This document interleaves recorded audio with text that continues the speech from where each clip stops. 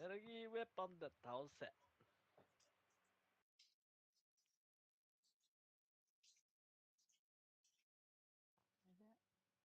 ケチ。オス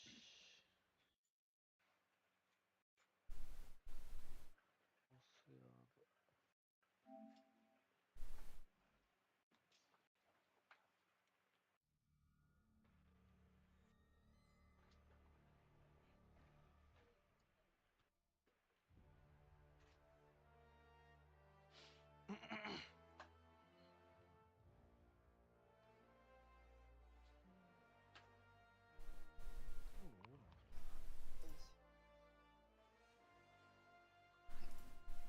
こんばんは、始まってます。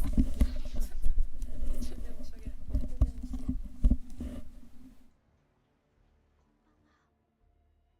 皆さんこんばんは。こんばんは。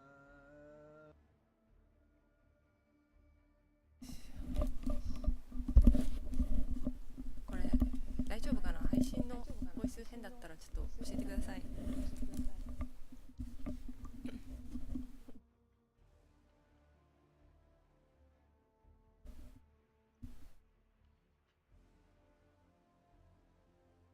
ルナさんいるじゃないです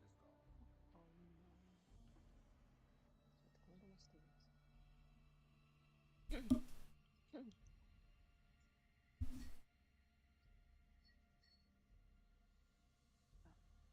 大丈夫そうかな？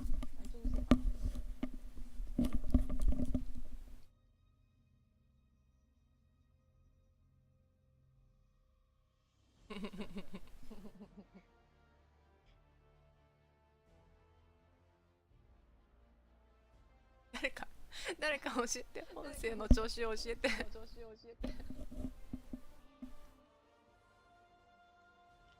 ありがとうございます。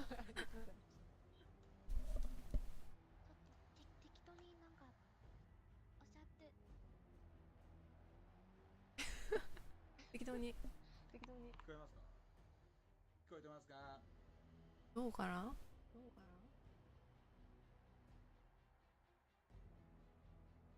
私のパソコンめっちゃラグいけどノイズとかないと思う。大丈夫ですかね。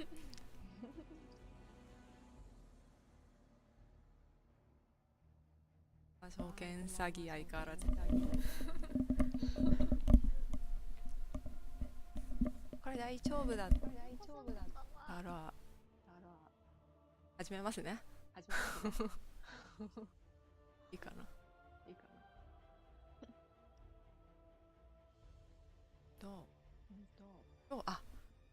あれですね、タイムスケジュール作っとけばよかった画像で、最初に45分ぐらい昨日のショーケースの本編をちょっとこのチャンネルで再生しようと思います。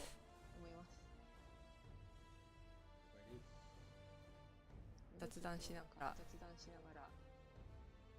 見ようかと。はい。お願いします。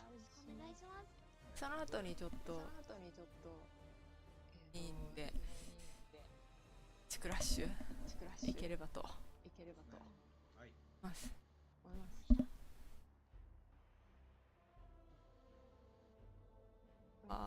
声ちっちゃい。私の声がちっちゃいのかな？全体的に声がちっちゃい。そんなことないと思いますよ。ちょっと小さめかもって。このぐらい？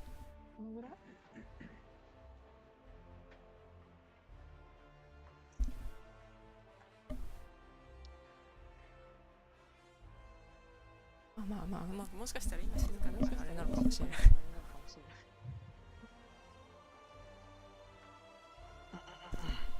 光の大地。全員が OK です。ちょっと全体的な音がきますね。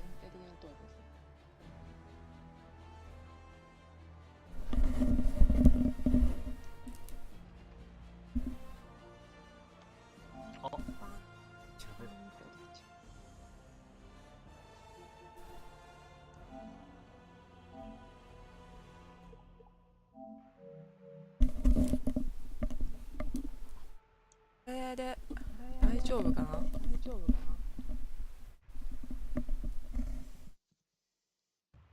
響もしてる気がする。反響。ちょっと待ってくださいね。反響があることはいいことですよ。気をつけてくださいよ。ふざけんな。いいなあ、やりやすいわ。ウルトラレッドさんやりやすいわ。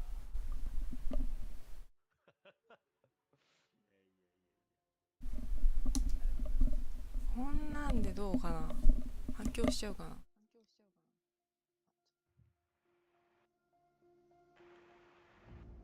音が全く出なくなった。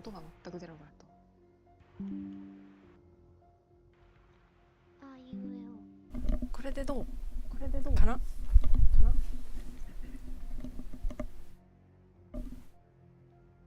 はい、ガヤさんこんばんは。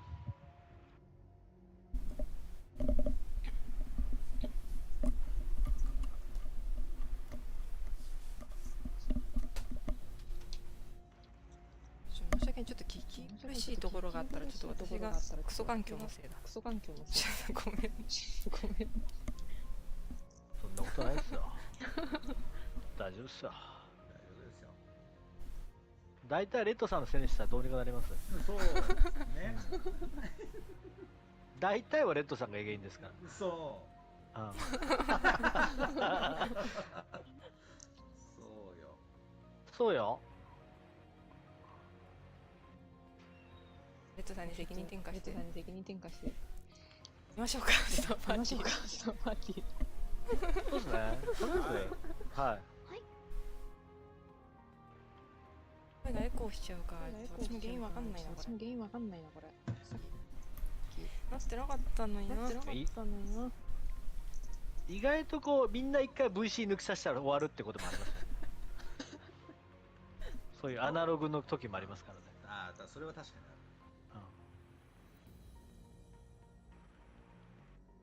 ちょっとじゃあ僕が刺しますよ。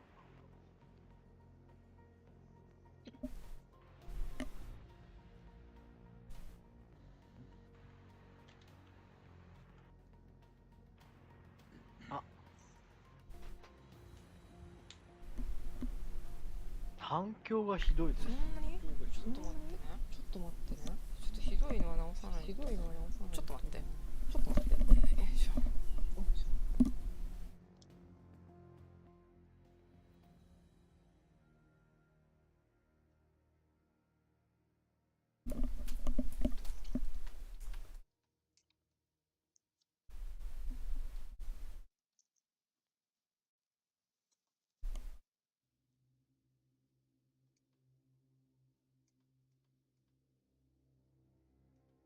ああ、なるほど。反響っていうか、まあ確かに二重音声になってますね。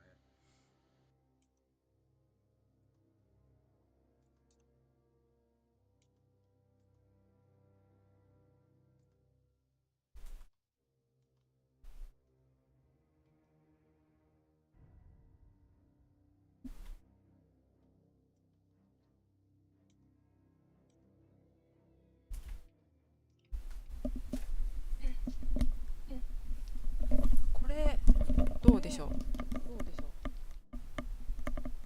反響するかな。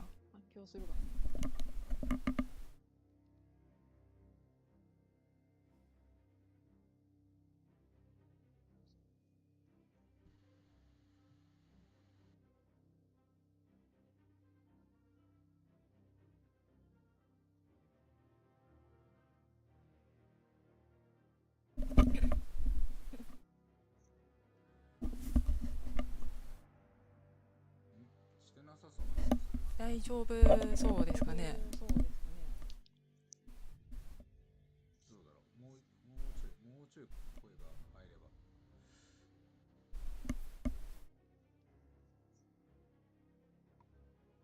じゃあ一旦ショーケース流すので、また反響ひどかったらもう一回教えてください。あ、うっ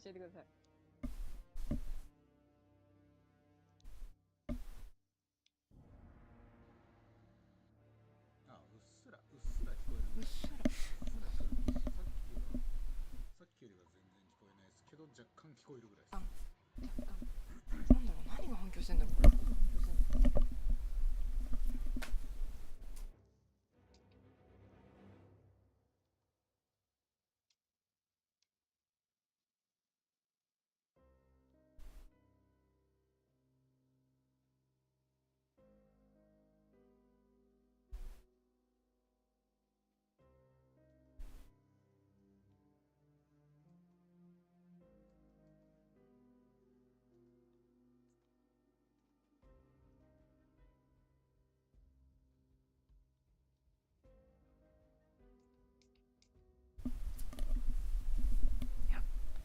スピーカーじゃないんだけど、多分私のヘッドセットの音をマイクが拾ってる気がする。ああ、なるほど。それはちょっと女性がこれ以上聞かなくて申し訳ない。大丈夫そうかな。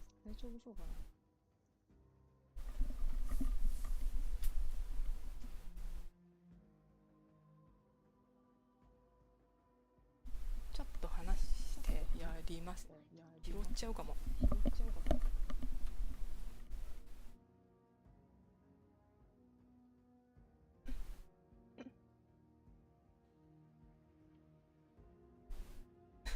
これショーケース流して大丈夫そうですか？はい、僕は大丈夫です。全然。こちらも。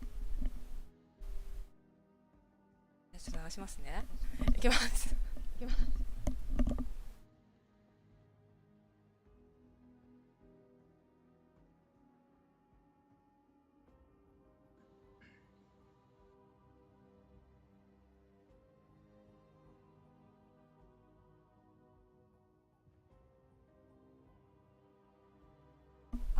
待って。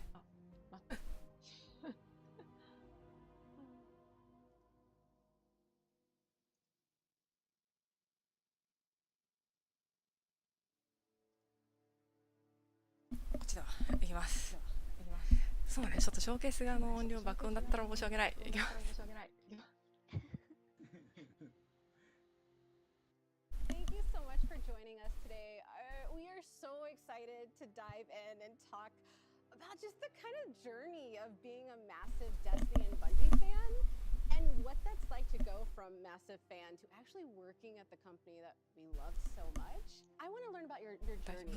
How did you get started playing as a player, not as somebody who works here, playing Destiny, and kind of how has that relationship with the game evolved through the years?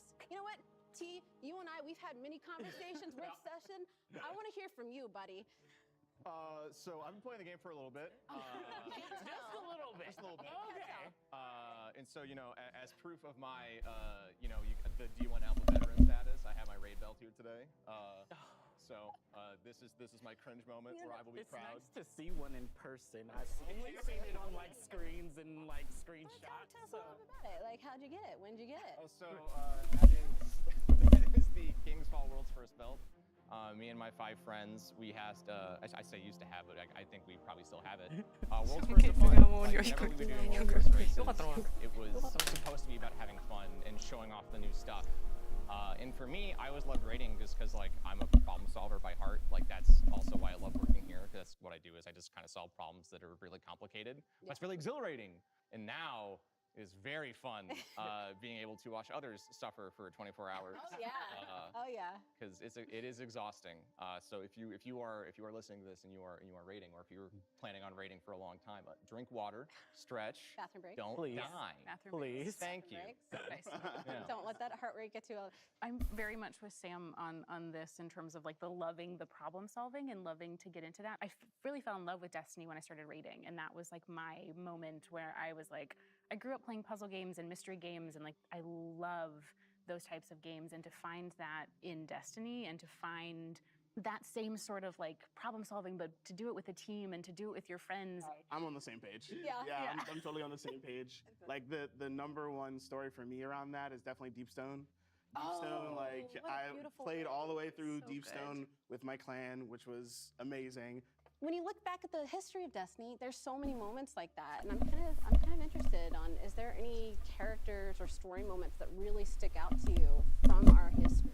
I feel like that's Destiny at its best, is when you are learning from it. Yes. At least for me, I feel like the journey of Eris from like D1 and being like, who are you? What are you doing here? Who's this weird Like, chick? yeah, it's like Opening up super her creepy, face. right? Let's go. Yeah, but I think like seeing where she is now and then how she's like really helped everyone else. Like a lot of people, I'm a huge Zavala fan. I'm a Titan. It's just like in my blood. So like for me, like seeing Eris like help all of these different characters, seeing Zavala come from where he is, which a lot of people, again, I know some folks that don't really like him that much, but to me, he always just seemed like a really, a father figure who's trying his best for everyone. When Kay died, right? I think like, people were like, what? Like Zavala, why aren't you doing this? X, Y, Z.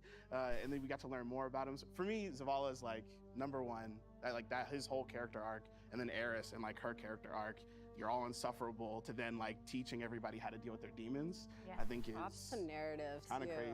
'cause Incredible. Speaking to now in like through season 17, how Eris, she's like one of the epitomes of grief in her whole story, and how she evolved to something where she's like, I had to learn how to deal with grief on my own. And to see her evolve to a character that is like helping people go through their own grief. It's Bungie, what the heck? Like, how do you do and this? how Like, patient she was. Like the fact that like when Crow would stumble or Zavala would stumble, she'd be like, take a step back. Patience. Healing doesn't happen overnight. And exactly. I think what we've seen in the last couple of seasons of the incredible narrative team and just diving deeper into all of the characters, I think that's one of my favorite things that we've seen from the kind of expansion from where we started to where we're at now, is just that deeper dive. And I know kind of where we're going with things, and just like the more that we're going to be able to dive into and hear characters' backstories and understand where they're coming from and what makes them, I think to everyone's point, it just makes it more than just a shooter game. You have that additional aspect of these incredible stories that we all connect with in different ways, and it just makes it's the Bungie magic, it's the space magic, it's the thing that like that then you do a little emote jig at the end. yeah, exactly, and it all somehow makes sense. It's called Glimmer Gun. Yeah, yeah. But like, how cool is it like that we're here now? And I'm kind of interested, like knowing your long relationship with this game before you even worked here, and then that we're sitting on thisこれ待って、 couch すごい getting 変な to ノイズ nerd 入ってたか out も。申し and 訳ない。 talk 入っ about て the たか things も。 that we 申し訳 love ない。 the most. How has that been making that transition? What was that inspiration that drove you to be like, you know what? I'm gonna put my application in. We'll see what happens. This is my first gaming studio for sure. Yeah. It's getting into Bungie is interesting because I always wanted to be in tech. That's really where I started. For Destiny specifically, I played it every day, but I never really thought of it as a place to work until Black at Bungie. And so I reached out to a bunch of people on LinkedIn and was asking a bunch of questions. I was like, hey, look. So it was really amazing to be able to like get into the industry and get into Bungie. Destiny for me was, that was back when I was streaming for fun. It was just a hobby, but then it became just a lot more to me because it has all these things I love about games. I love RPGs and I love, like the game feel of a Bungie game, right? When like you shoot that gun for the first time and it just feels good, Space magic. Yeah, space magic. Space magic. Like, And I always play the wizard, so I played the warlock. because that's all I want to do. I just want to cast space magic in every game that I play. So to me, the game's a lot. Like it's kind of just, it gave me a career. It gave me like guidance in life for finding a community that I really love. And now I'm absurdly thankful that I can be a part of the team and hopefully make the game better to hopefully have that kind of impact on somebody else. I knew that I wanted to work in gaming. I actually got the opportunity not from the Bungie career website, but from a Twitter post from a Twitter post. And I immediately sent a message and connected, and I was like, I want to talk about these marketing opportunities. And now I'm here. Now you're here. You love to see it. So, and it's even now, just the fact that I'm sitting here, I'm just like, You shot your shot, dude. oh That's my what gosh. life's about. Literally, I shot my You shot. shot your I'm like, this is what they mean, because you hear them throw that phrase around and you're just like, but what does it actually mean to shoot your shot? And it's like, no, it's like, you're not going to respond on Twitter. It's like, I'm going to find you in Yeah. other places. Even if you You're have gonna those give me moments a of doubt. chance. Even if you have that moment of fear, because sometimes to making a jump like that's scary. That's scary. If you're scared, Absolutely. do it anyway. Yeah. Yeah, the leap into Bungie was really similar to Will's story. This is my first role in gaming, so it was this like huge leap to. I had been working in marketing for a long time, but really wanted to make the switch to something that I'm really passionate about and something that I love, because I think that's what makes work so magical, is when you get to work on something you really care about and you really, really love and you feel passionate about. So that for me was the kind of thing that pushed me towards shooting my shot and taking my shot a couple years ago and making the switch over to Bungie, and it's been incredible. There's moments like this where it feels very surreal, where you're like, what is happening? This is very, very, just to have that, like, we all work at Bungie now, like we get to contribute to that thing that we all love so much, and that's incredible. I'm sorry, but that's such a good point, because there's so many people that ask us like advice on how to get in, and I was rejected numerous times before finally getting that spot. And you know, I know it breaks my heart because so many other people are in that same position, and then they stop chasing that dream, because like, this isn't my first gaming job. I've been working in this industry for almost 20 years and as a journalist, and it was really scary to make that jump. I felt like it was right. I kept applying for narrative, and you know, granted, I sent them not appropriate fan fiction as writing samples, so I get it. Like, no hard feelings, I get it. And they were like, you know, it was just, they were like, hey, we think you'd be a good fit for community. Like, let's put you through that interview process, and we did that, and it was scary at first, but the more I kept interviewing, I was like, wait, no, this was made for me. Like, this is what I was supposed to do. And it was funny because all of that trepidation that first week left, because I felt like it was family. I'd like to think that Bungie gives space for that human condition, that human element. It's a place where I can feel like I can be myself. It's a place where I am being taken care of. And I'd like to think that, you know, we're not perfect and there's things we can improve upon, but we try to talk about those things. Well, thank you guys so much for joining us today. It was honestly so much fun just diving into your stories a little bit, not just like as devs and working on Bungie's side, but as players before that and the journey into that. I'm really also excited for the upcoming showcase, so I'm gonna need you all to meet me in the back. We're gonna do a blanket burrito, and we're gonna hunker down with some popcorn, okay? Let's go. Deal. Let's go. So ready. I'm excited. Blanket burrito, yeah? Yeah. Blanket burrito. All right. Comfort. We're about Let's do comfort it. here at Bungie.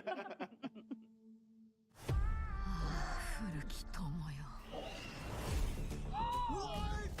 They're like corrupted gold. No. Are they using supers? That's what I want in Destiny. I want darkness. I just got chills. This is everything I've ever wanted out of the story. Multiple G-Force. Oh my god, I love it. Boom! Dang. Growth is nasty, son. No! Woo! The Leviathan is back. The scythe? A freaking scythe! カルスはどこだ? カルスは目撃者にその身を捧げた。 That was hot. Sir, are you okay? Oh, you look nasty.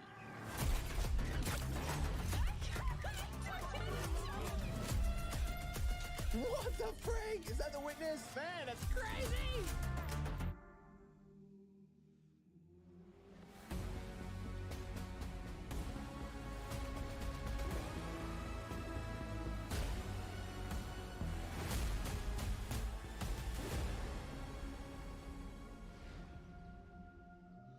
Welcome, Guardians. So awesome to be here with you again. Last time we got up here, we got a chance to show you Savathun, the Witch Queen, and her majestic throne world. Since then, it's been a wild year for Destiny. You returned to the original Loot Cave to reclaim the fabled Gallarhorn. Then, you exorcised an ancient evil from a Hive Queen, so you could put it inside a grenade launcher. And now, you've been spending the past few weeks cleansing a derelict Leviathan from its twisted nightmares. In fact, the last year has been the best year we've ever had in the Destiny community. I hope you can feel it as well. And seeing this kind of reaction from our community, it's both humbling and inspiring. Because our team here at Bungie, we're not just developers, we're also guardians. We're trying to build what we'd love to play in Destiny, and that's what brought each one of us here. Brought us not only to Bungie, but also brought all of us to this final showdown between light and darkness. So, without further ado, this is the beginning of the end. This is Lightfall.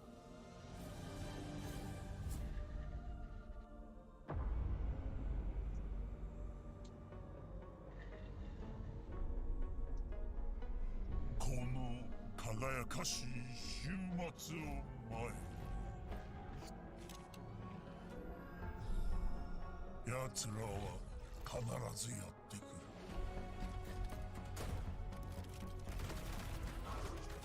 最後の瞬間まで無駄な戦いを続けるために、それがスタート。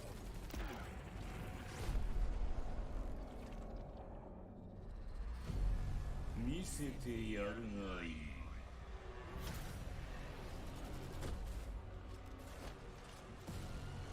我々の真の姿、希望が絶たれた時、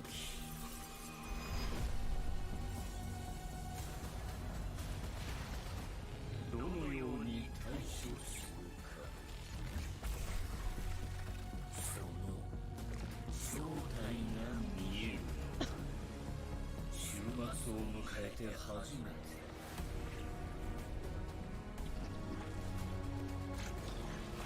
自由になる。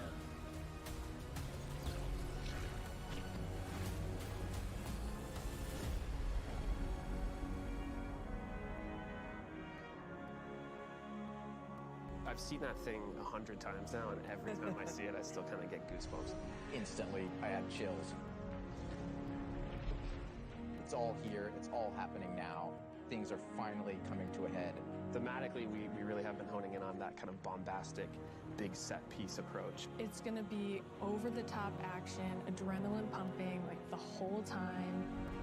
This is really kicking off the conclusion to the Light and Dark Saga, where we finally face down this foe that we've been anticipating facing for so long. It's pushing it to 11. We've been hinting at this malicious force in the darkness that's been our enemy behind a lot of our conflict. We revealed that enemy, we put a name on it and put a face on it, and that enemy is the Witness. And the Witness is coming with its newly empowered disciple, Callus. Callus is really crash landing with a new and more powerful army than ever before. They've got new powers, they've got new armor, they've got tormentors to join their ranks that are going to be bigger and badder enemies than we've ever faced. Callus is taking that army that he's bringing with him to be the harbinger of the Witness's doom.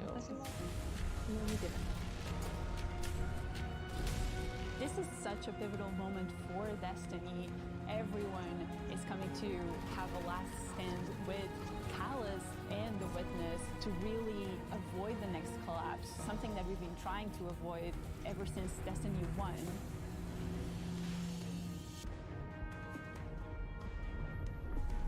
We see in the trailer that we're headed to Neptune, and on Neptune there's been this hidden city called Neomuna where an alternate version of humanity has been blooming since the collapse. Neomuna is the capital city of Neptune. It's a giant metropolis that we were completely unaware existed until now. What's interesting and exciting to me about this place is that it's pristine, it's new. It's not like a lot of the places that we've explored previously in Destiny. Exploring that space is very, very cool. There's so much new stuff to discover in Neomuna and in Neptune. And also I saw some new characters there. I'm really excited to get to know Cloud Striders and their story.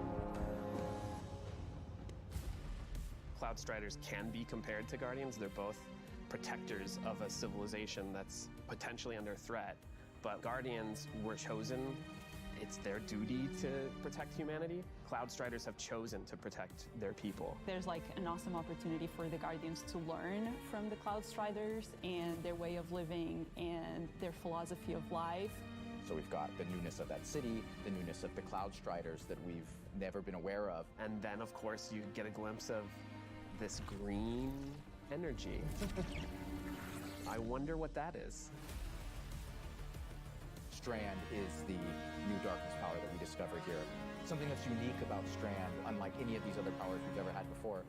When you play through Lightfall, you are discovering this power for the first time. No one in the universe ever in the history of Destiny has used Strand before. This is the Guardian discovering darkness on their own and learning how to shape it and manipulate it and use it against Callus and his forces and have fun in the new urban environment of Neomuna. You are really going to have to prepare yourself just got a glimpse of our new destination, Neomuna, our new foe, Callus and the Shadow Legion, paired with the Witness, and a very brief glimpse at Strand, but that's just barely scratching the surface of what this release has to offer. Right, like what we've just seen in that trailer is just the tip of the iceberg, and we've got a whole lot more we're excited to show you coming up. Last year, we wanted to return to our studio's roots, creating some of the best shooter campaigns in history. That's been our legacy since Halo, and we tried to push that front and center in the Witch Queen. And it's about more than just guns, but creating an adventure in a handcrafted world full of surprises. Then, we added the legendary campaign option, because great combat needs to challenge you, to test your thumb skill, your tactics, and your build crafting. And we heard loud and clear that you want more of that. In fact, 2 out of every 3 players that completed the Witch Queen campaign did it on Legendary. You tested yourself against the Witch Queen and her Lucent Hive and rose to that challenge. And then you let us know it was one of the best shooter experiences that we've ever made. So with Lightfall, we want to push that even further. We want to give you the best Bungie action experience that we can create with the brand new Lightfall campaign.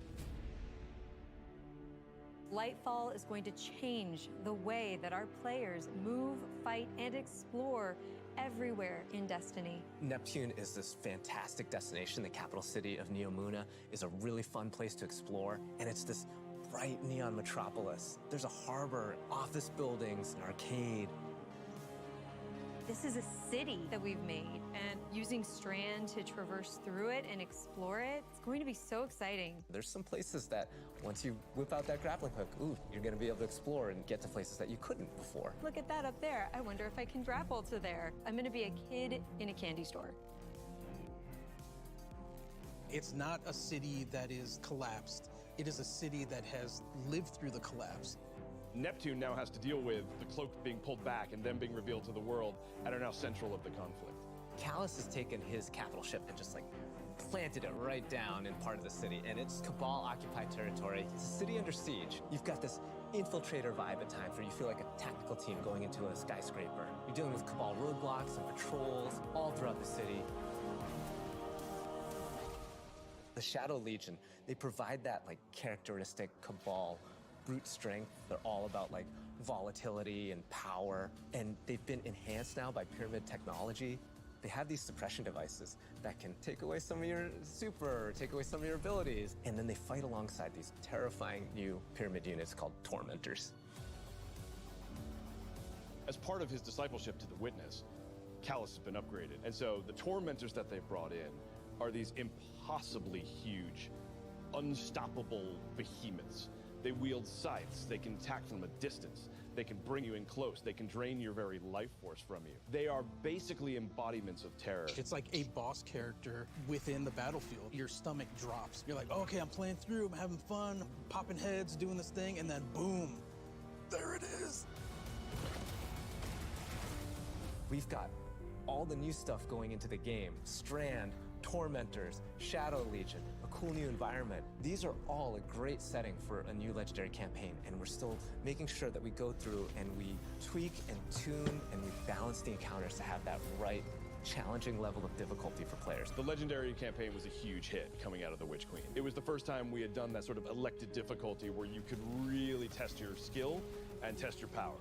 And so we're going to bring that back for Lightfall. Of course, you're still going to have that higher reward tier, and we still want to make sure that you get that inside track towards being raid ready. Everyone back in the studio is so hard at work on Lightfall, putting in the details and making this whole release come alive and continue to surprise and delight players. I am so excited to get this out. Lightfall is unlike anything players have seen before in Destiny, and it's another step that sends you hurtling to the conclusion of the Light and Dark saga.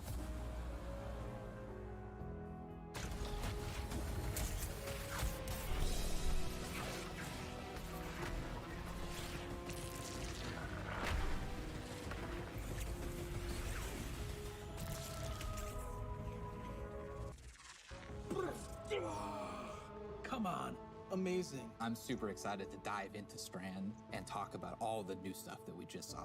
Strand, like Stasis, is a power from the darkness. Unlike our light abilities, which are all about creation, darkness is more about consciousness.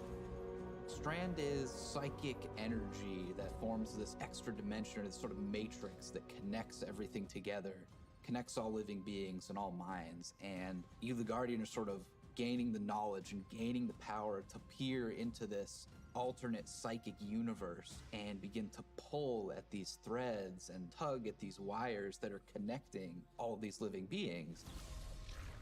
When Guardians learn how to use Strand, it's almost like this third eye opens up. It's about peeling back the curtain of reality, taking those connections and then weaving them into new objects. Yeah, and it's pretty cool to see them come together. Like, it's always been there, and now that we can tap into it, we can use it for our benefit, whether it's through movement or through damage. Strand has a grappling hook. Since you're seeing into this cosmic web, you are able to grapple at any point because the cosmic web exists everywhere. Even if there's not an object there, it will hook on to that web and pull you forward. It's just taking that idea to the next level, putting that Destiny spin on it. Yep. The grappling hook initially started as part of the Hunter's Kit, right? They're all about fluid movement, rapidly traversing space, and being very agile. But as we were developing, it's like, oh man, this feels like it's too much fun to just keep it to one class, right? So we made the call to expand this super cool new ability across all 3 classes. On the design side, we wanted to come up with how each of the classes interpreted this additional psychic dimension, like in their own way, right?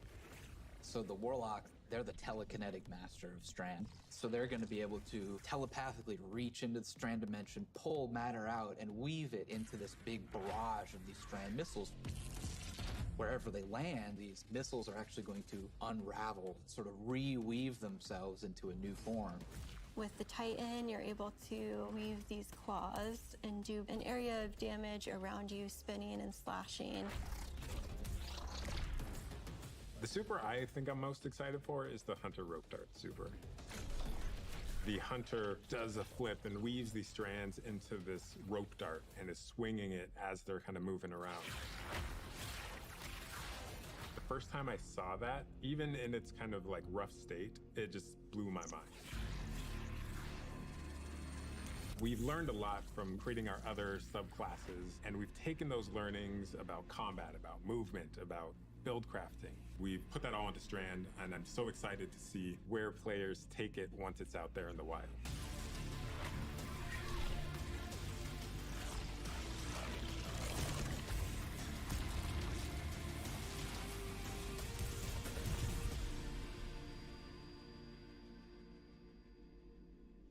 Destiny is a game that gets even better when you play with your friends. We want to create communities that are welcoming, inclusive, and that let you bring your old friends and make new ones. And since last year, over 5 million new Guardians have joined our ranks. We believe that there are still millions more of your friends that would love to play Destiny with you. And the things that you want to see us improve in Destiny are also exactly what's going to make it easier to convince your friends to come and check out the game. It should be easier to create custom, incredible builds. Easier to find people to play with. Easier to swap from being that boss-melting, storm-chaser-wielding, falling star juggernaut right into that ultimate yeehawing, dead man's tail shooting, Titan's rampart crutching sentinel. And if none of what Joe just said makes sense to you, we want to fix that too. Because it's not about removing the depth that makes Destiny so great. It's instead about allowing everyone to dive deeper with ease.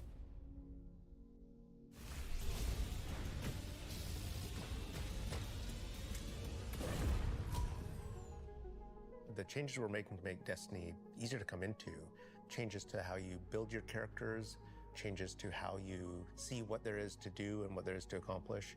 And in the year ahead, we're actually making it easier to form groups in Destiny so you can go and do some of the greatest content that Destiny has to offer. All the teams are working together to build this experience, and so that's what's really exciting.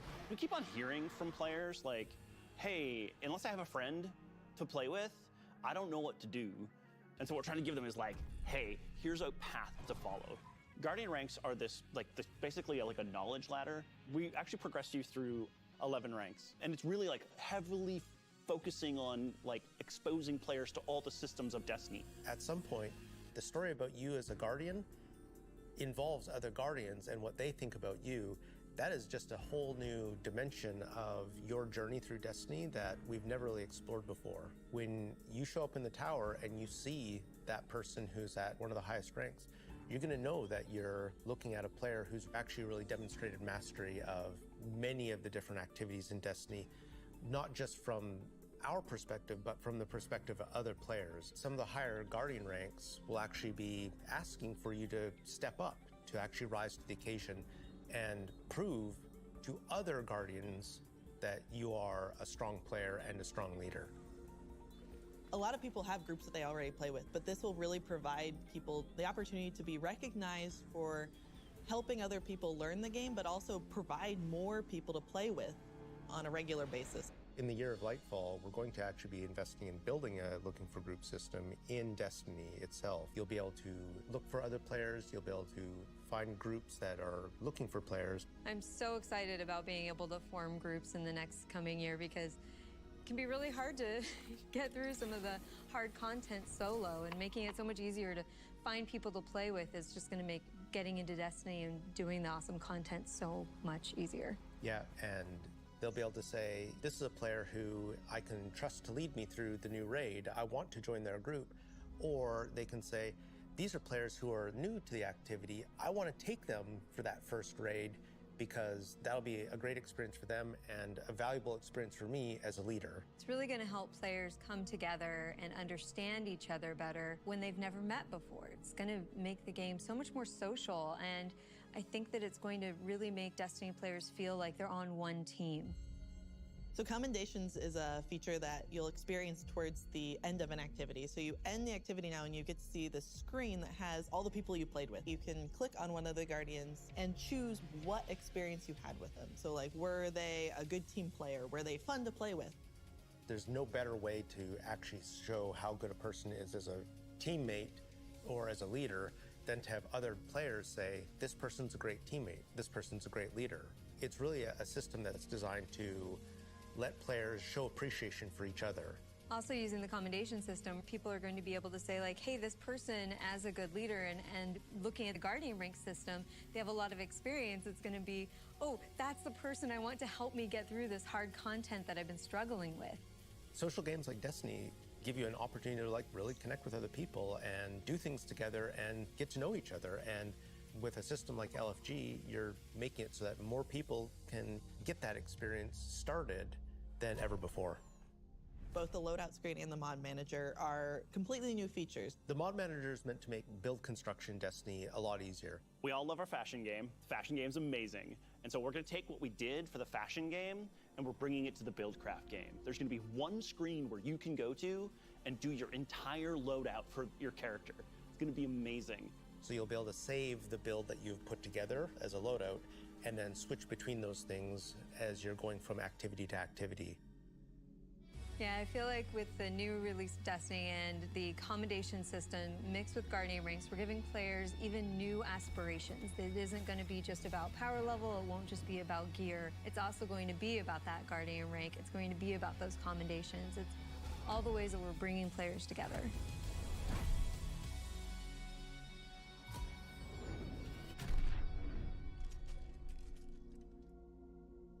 So today, we are also launching a brand new season of Destiny 2. And as we've evolved our seasons over the years, we've learned a lot. And I think we've been able to deliver some amazing character moments and events for the community. We're long past the era of content droughts. Instead, there are exciting story and events happening in Destiny almost every week, year-round. And we're not slowing down. Each season, we want to keep raising the bar for narrative experiences in any live game. We want to keep pushing to create unexpected adventures that'll make every season of Destiny unique. And we want to keep listening and learning from you, the Destiny community, so that we can create the strongest seasons of any live service. Because the witness is coming. And if we want to survive, we need a crew. We need to enrich our defenses.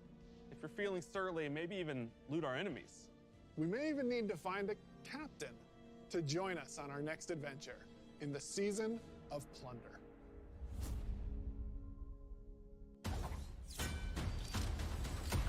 エラミスが自由になった。かつての部下も奴の元に集まるだろう。書物で読んだ。人間語で何だったかな。海賊。ヴァンガードに協力を仰ぎ、全力で対処すべきだろう。じゃあ、ようそろうってか。あの海賊どもにスパイダーを怒らせたらどうなるか教えてやってくれ。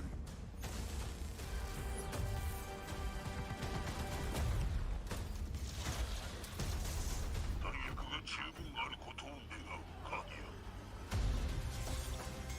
このオンボロ船を爆破する時だ。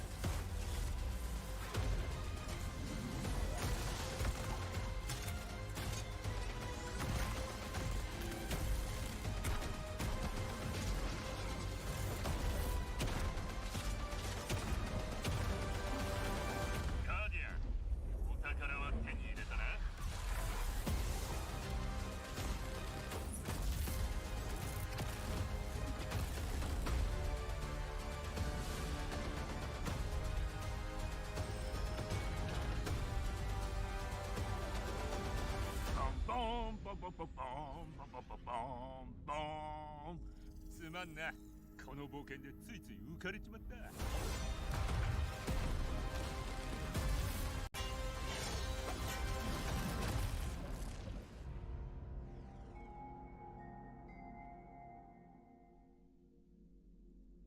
What are you most excited about for Season of Plunder?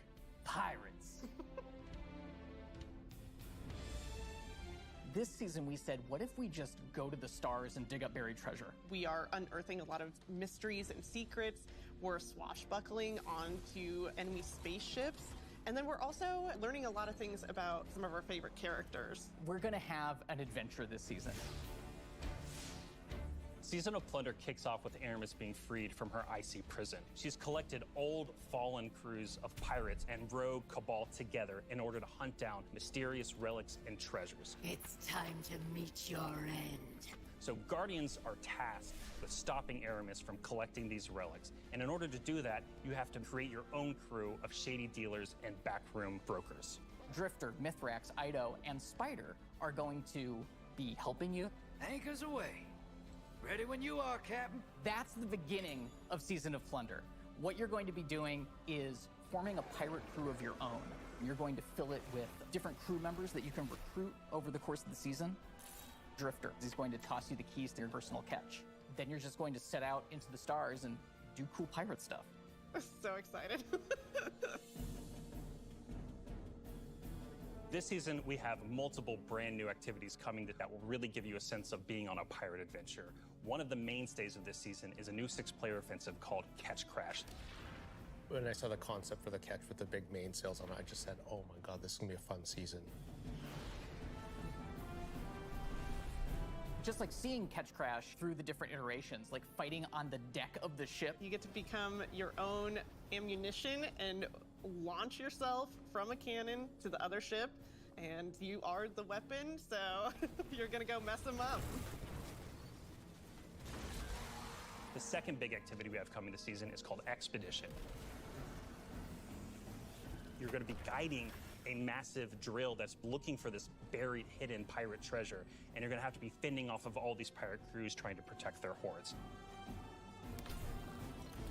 And then our final new activity coming this season is what we're calling Pirate Hideouts. We have so many like different little maps that you can piece together fragments of this season, and they lead you to the lair of the Pirate Lord, right? Their hideout. These are their caves where they're hoarding all of their amazing treasures and their mysterious relics. These relics are mysterious objects of dark power, and they're all over the system. We don't know exactly what it is they do yet, but if Aramis is trying to collect them, it's nothing good.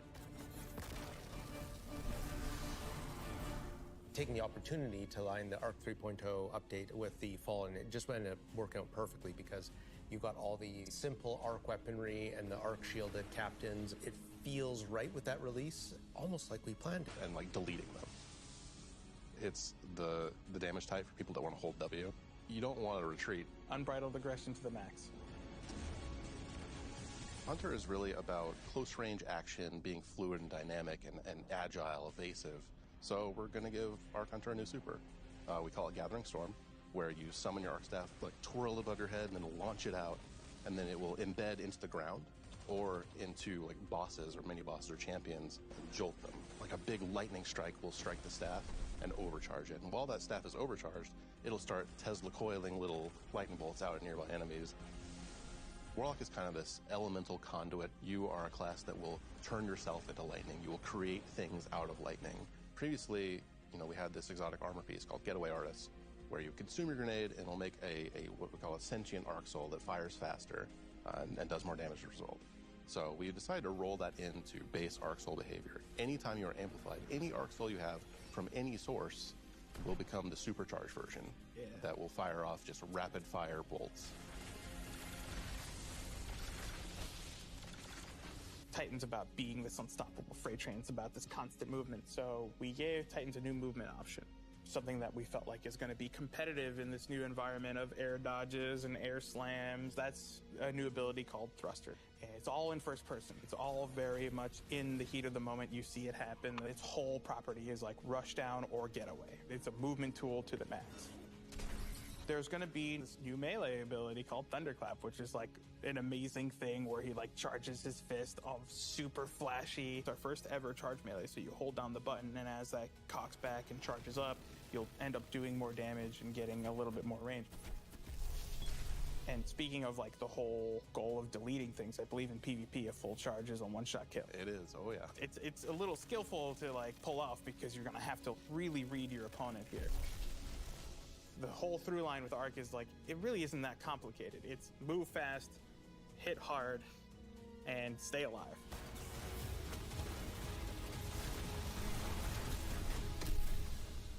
What I'm most excited about in Season of Plunder is that this is really a season that has a sense of adventure. Yeah. You're exploring the system, you're looking for pirate treasure, pirate relics. You're seeing the world evolve in a way we haven't done before. I love that with the activities in the season, like we just leaned really hard into the pirate fancies. I love that we have your own catch.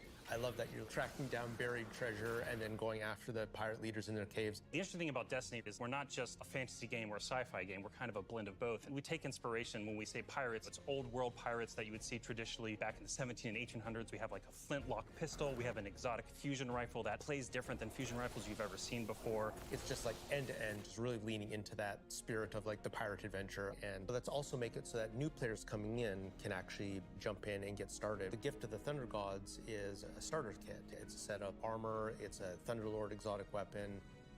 So jump in, join your friends, set sail, become the captain, and build your crew today in Destiny.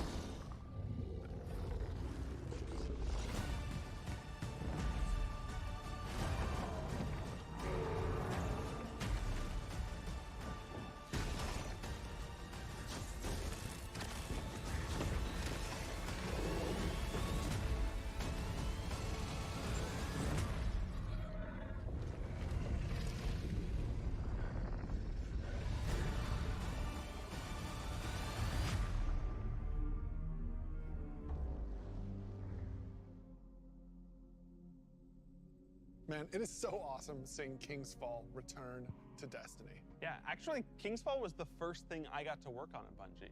And I'm thrilled that a whole new generation of Guardians will get to experience this refreshed and reloaded showdown with the Taken King. So, we've shown you Lightfall. We've shown you the new damage type, Strand. We've shown you some of the deeper changes to the game that we're going to be making throughout the next year. But we have one more thing that we are excited to announce today. Destiny is coming to the Epic Game Store today. Epic has been an absolutely fabulous partner to work with. They love Destiny. And we are just huge fans of what they've been doing in the social game space. When we first started working with Epic, we sat down and talked about the impact that their games have had on us. And they had a bunch of the same stories for us. They shared stories about playing the Vault of Glass and how much they enjoy the social experiences in Destiny. And I got to talk about the summer of Fortnite Chapter 1, Season 5, when my whole family was laser focused, taking turns in the island to unlock Drift. In addition to launching all of Destiny 2 on the Epic Games Store today, for the next week, if you download the game on Epic, we will give you the 30th anniversary for free. If you haven't earned your Galahorn yet, or you haven't played the Grasp Dungeon, come to the Epic Games Store and you can jump in for free. We want to welcome all these new Guardians with a celebration, one that stretches a little further than the last city.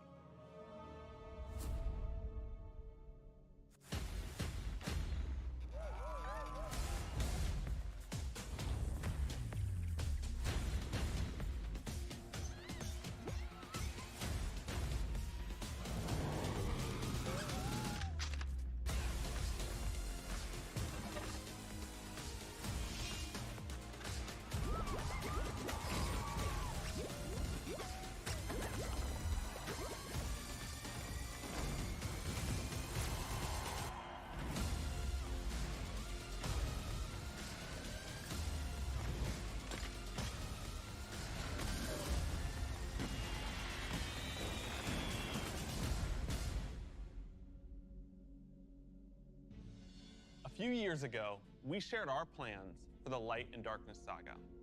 This journey, years in the making, is coming to an end. Since we started charting our own course, we've been building this story.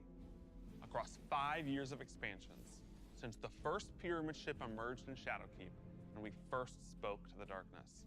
Then, across Beyond Light, the Witch Queen, and coming up in Lightfall in the final shape, we're building towards a climactic collision between the powers of light and dark.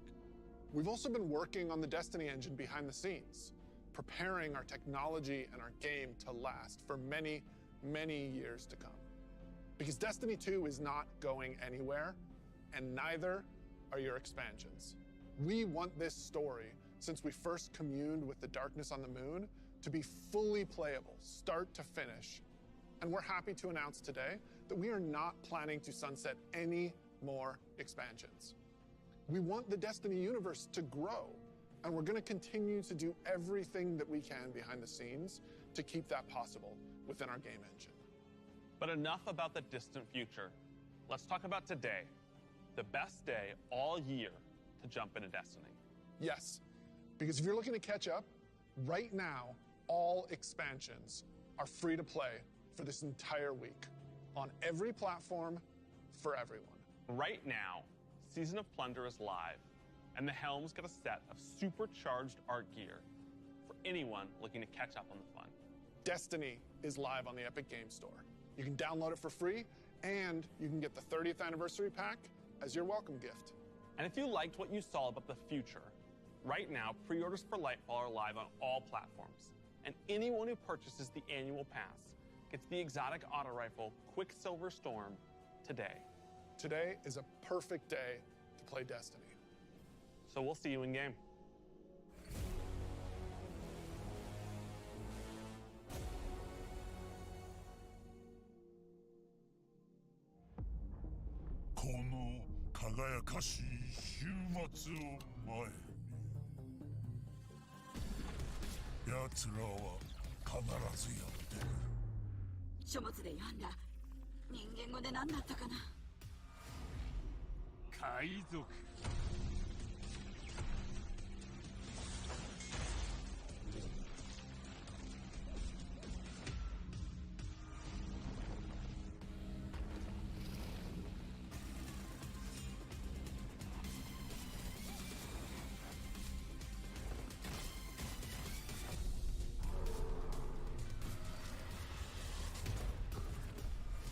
見せてやるがいい。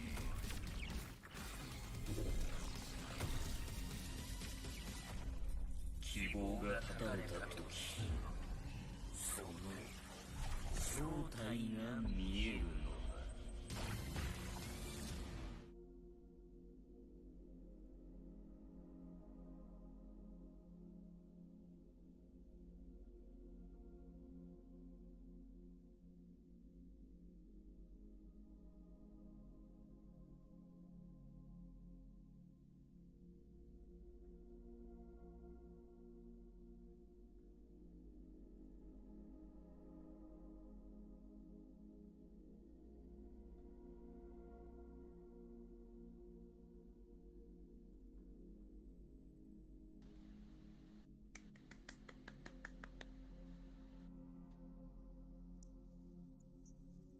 終わりましたね。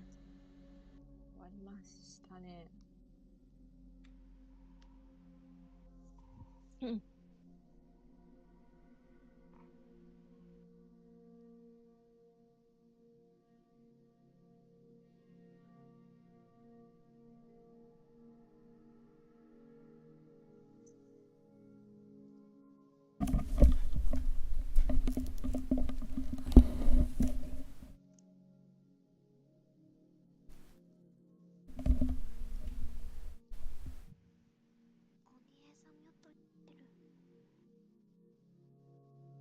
読みました？僕のこと。読んでます。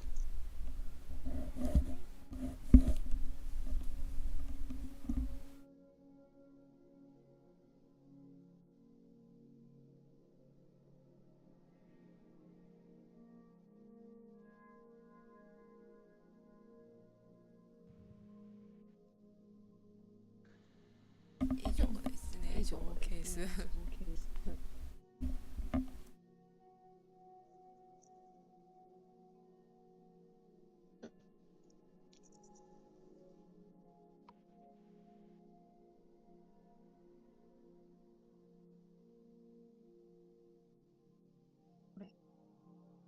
大丈夫？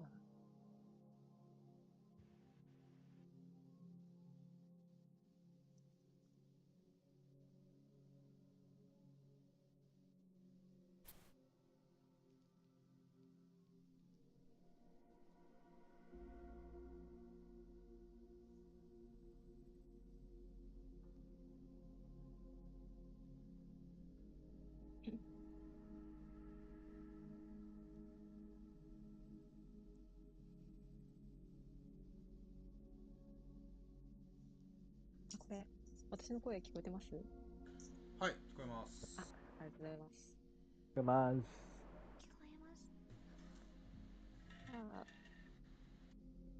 す。ショーケース、これで見終わりましたので、ゲームプレイの方に行こうかなと思います。はい。行きましょう。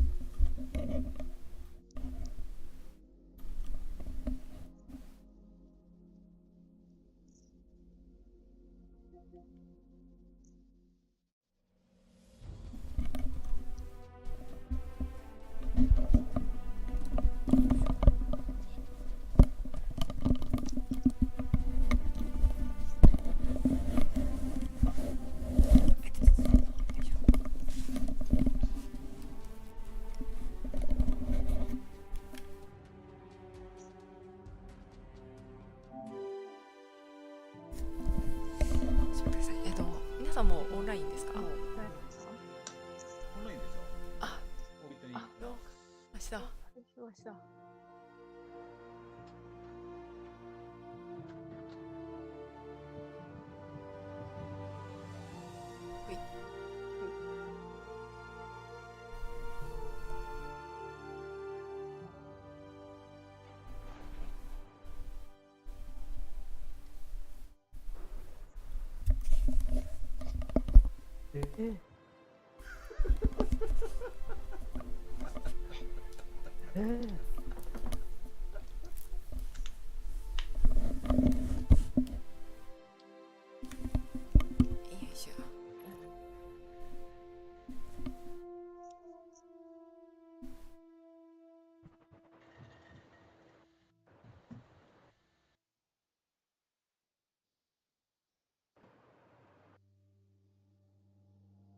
ラディエントライト。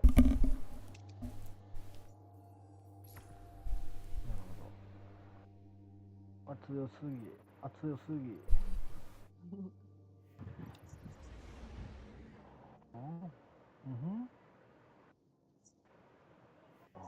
難しいな、これな。難しいな。難しいな、これな。プレイなんですけど。プレイなんですけど。はい。エッジクラッシュに行こうと思います。はい。はいですね。ちょっと私、一旦ヘルメに行くので。はい。いい時に合流していってよろしいでしょうか。はい、了解です。もう全然いつでももう3人もトワトワしながら。お願いします。お願いします。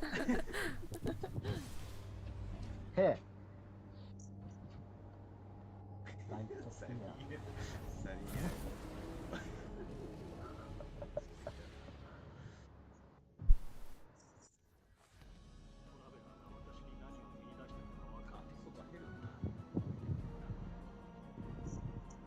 ゲームプレイの前に2点ご紹介したいことがありまして、これありがとうございます。これありがとうございます。まず1点目なんですけど、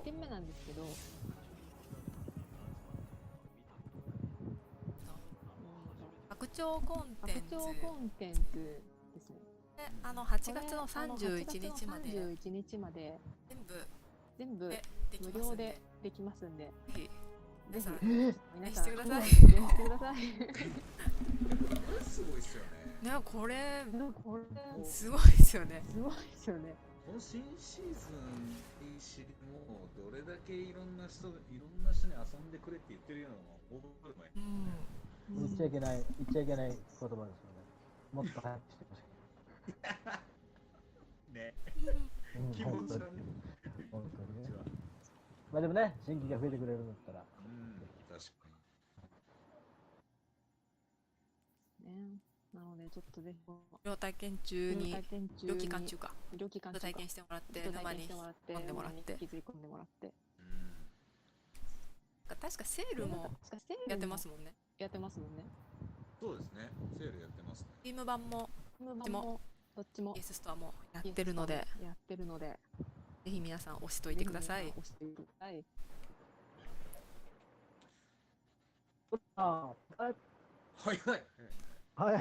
早いな。ショーケースの時にも言ってましたけど、本当今がこう始めるタイミングですね。デスティニーを復帰するのも今から始めるのもお得だし、写真帰ってくるし。そう僕は邪神でデスティニー1をやったことないんで、邪神は初なんですけど、1をやった方にとってはもう来たーって感じなんですよね。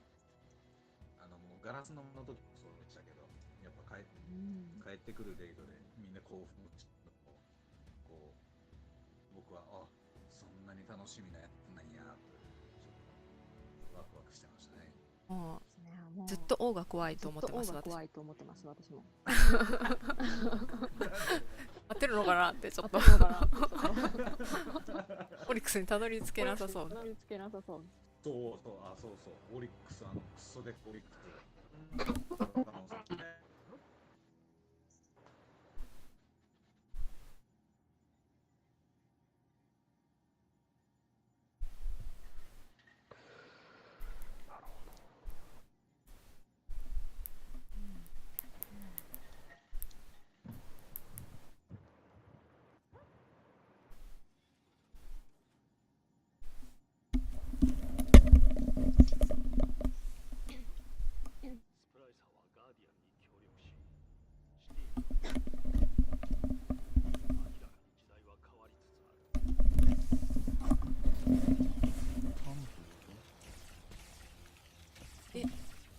2点目ですね。めっちゃブルブルいってる。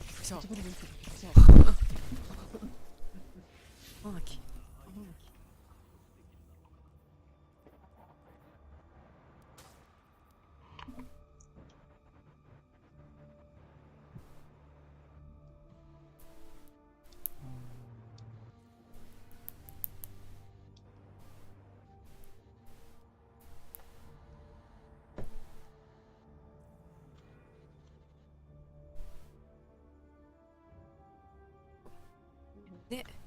チしました。で、2点目。2点目。ちょっと確認してきた。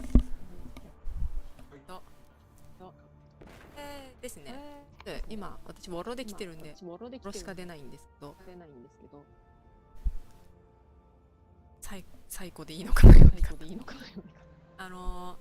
ビッグゲームズさんと、コラボしましたんで、ショーケース内でもあったように。スキンになります。フォートナイトのコラボスキンですね。す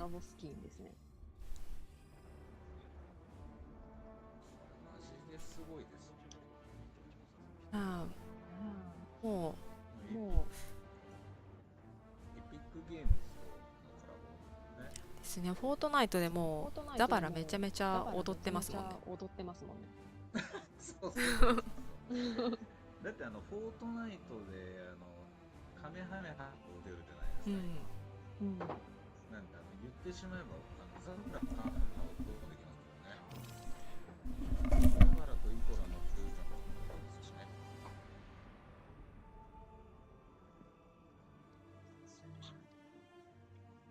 最近僕もフォートナイトちょこちょこ遊んでたんでめちゃくちゃ嬉しいですね。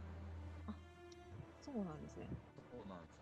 最近ゼロビルドでフォートナイトでできるようになって、僕もともとフォートナイトなんか見学できないんでちょっと敬遠っていうかあんまりちょっとこの難しいからやめとこうってやらなかったんですけど、そのビルドをしないただ打ち合いだけをするっていうモードができたんでやり始めたら楽しくて結構。なんでそこからちょこちょこやってたんですけど、もうザバラたちのスキンがあればなおさらやっちゃいますね。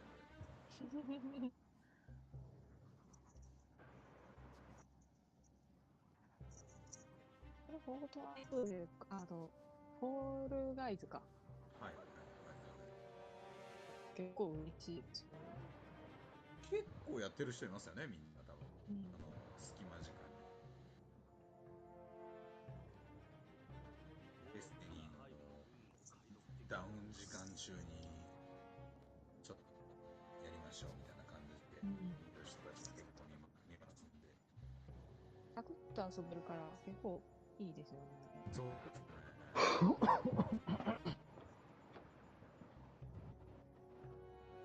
ちょっと待った、私のボイスの香りは治ったのかなこれ。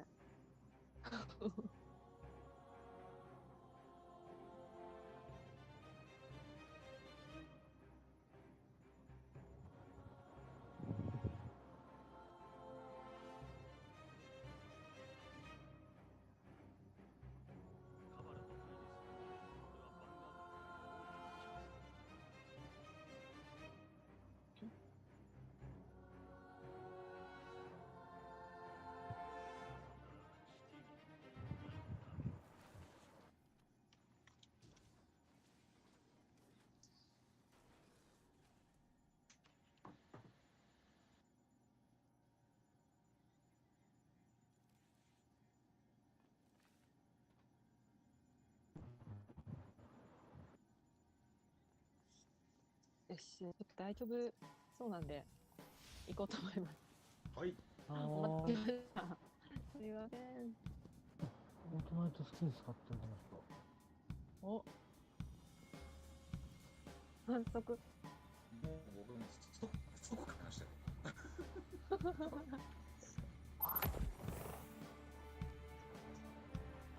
さんこんばんは。できますね。よろしくお願いします。ちなみにサブクラスなんですか？皆さん。僕嫌です。ひどいやね、確かに。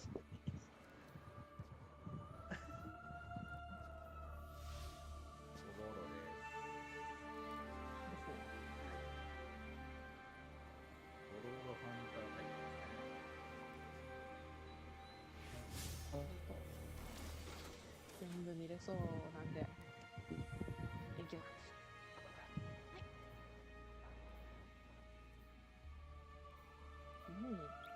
初見なんだよな。面白かったです。やりましたけど。ちょっと楽しみだし、時間なくて全然できなくて。いや、そうですよね。僕もさっきギリギリ1回だけできたんで。めちゃめちゃ楽しかった、今日。ゲーム外での忙しさが大変です。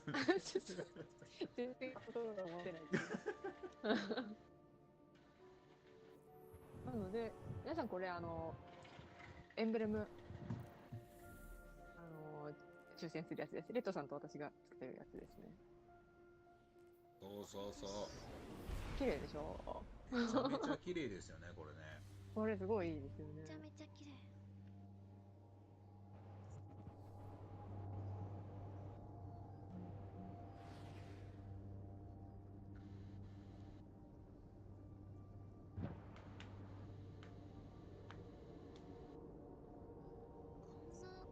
ちょっとリアルなイラストのような初めてああ、そうですよね。なんか、ブルーノマーズみたいな感じですよね。なんでもな。大体、あ、ごめん、気をつけた。気をつけてよ、なんだよ。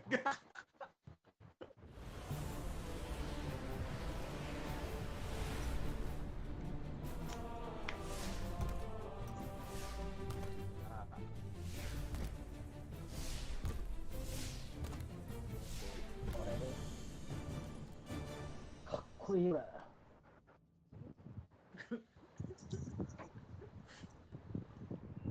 完全にブルーストーリーしたんです。いや、まあ実質対人戦の感じ。そうだよね。そうです。やっぱりね。はい。エラミスの栄光のために命を懸ける愚かな手駒どもめ。我々はもっと小さな目的のためにもっと悪いことをしていたぞ。黙れ。お前のたわごとを聞いている暇はない。ちょっと失礼します。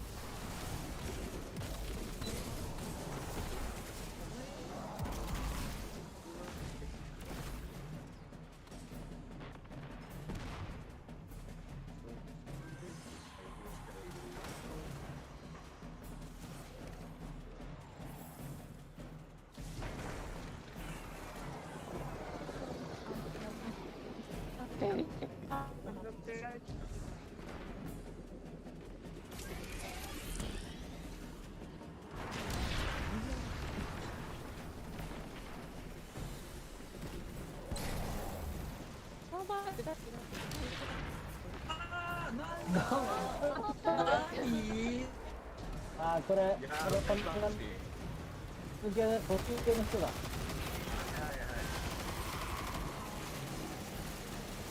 でもね、なんか昨日ぐらいやっぱスワンプっていうのは味だ。今ちょっと出てたって言ってる。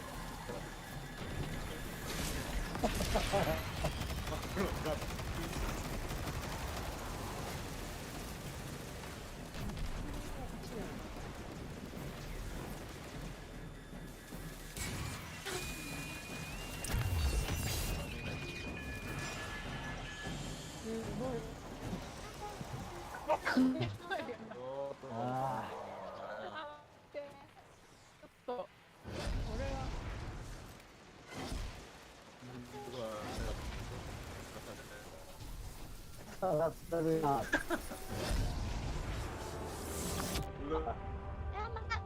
あ、みんな見てる。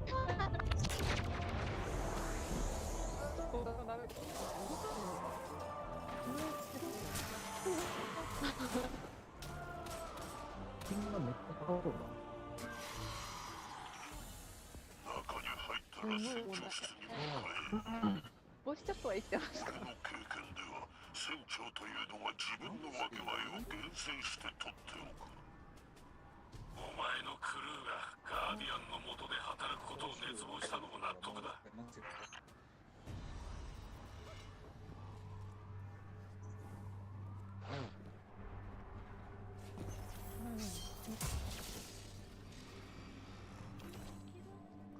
あれレッドさんいないよ。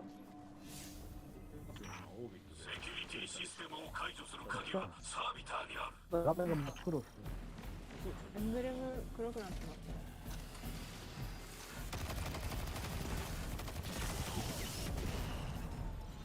俺の体力の問題があるわけじゃないだろう。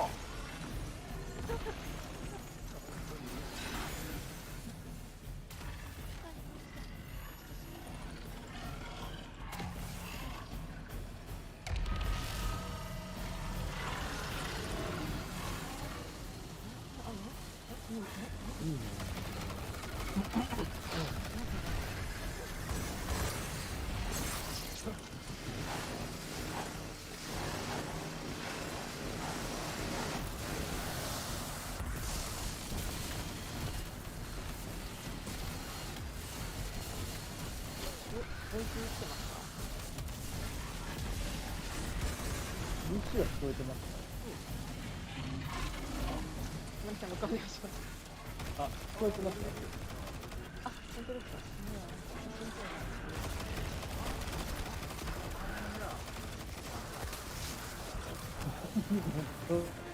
今日諦めるのかな。じゃあ、待っとこう。待っとこう。それ僕らほら、なんかデビューしたんですから、みんなも。応援します。いつも応援します。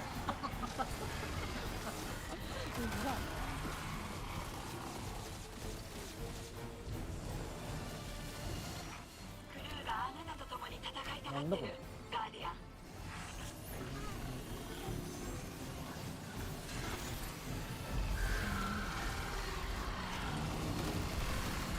いいぞ。入った。入った。入っ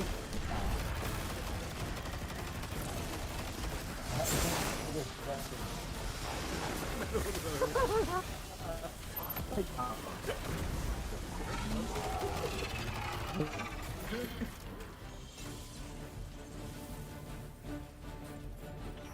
この海賊たちがこの船に宝を全部保管しなかったのは賢明だった。予想以上に賢いみたい。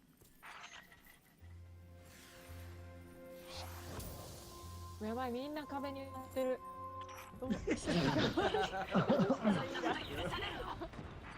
ばい、逆にラグいだろうな。ラグな。うん。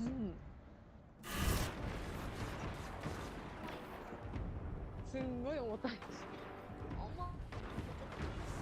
いきますか、レッツさん。欲しいですね。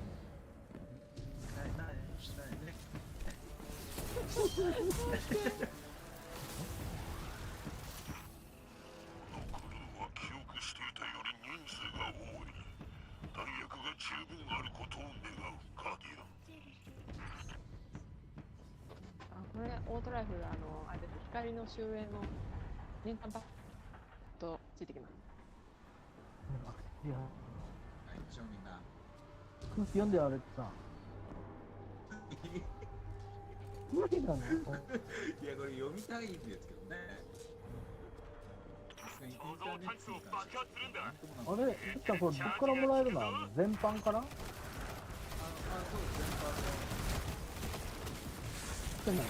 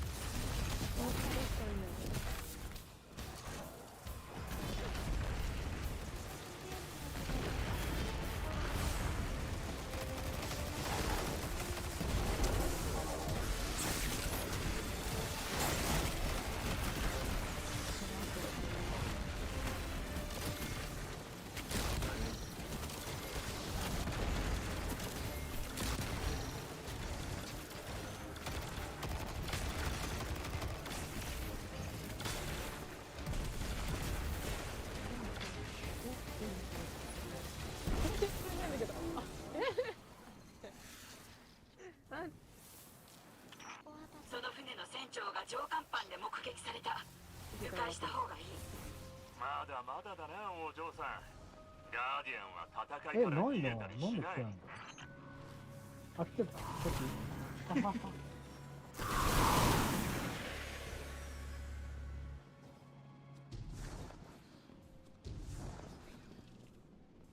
ええやん、これ。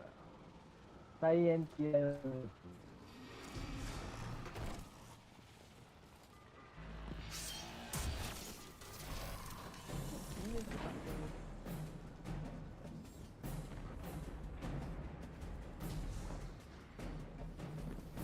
だってそれドア開いてないのに。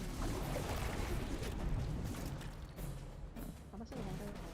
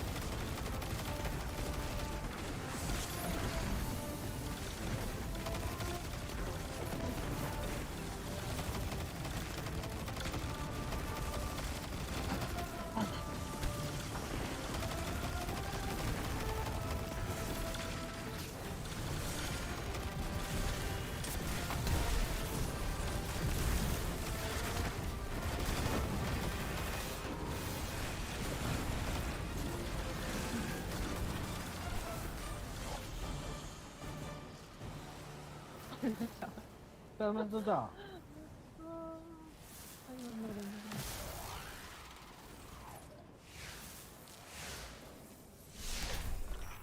パイダー、あなたに子供は？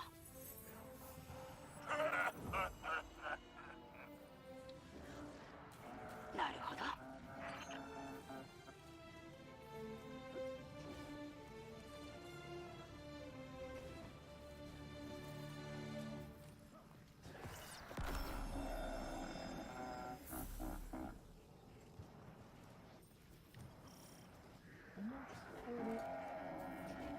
ラグがすごい。すごい楽ですね。すごいですね、これガタガタで。これあれかな、このインするプレイヤーが多いからですかね。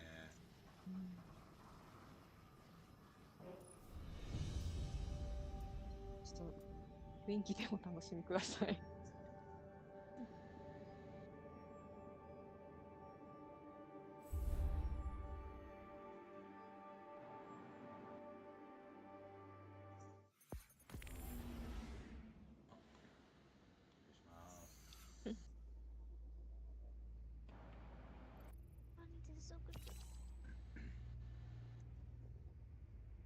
危ねえ。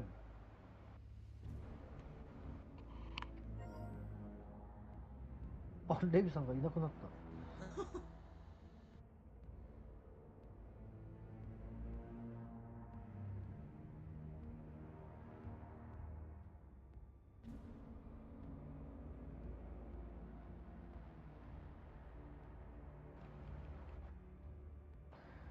さあ、シリーズのくれないかな。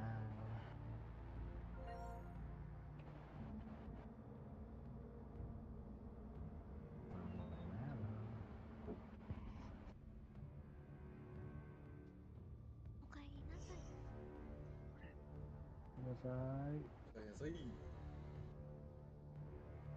戻ったんですけど、めちゃめちゃ重い。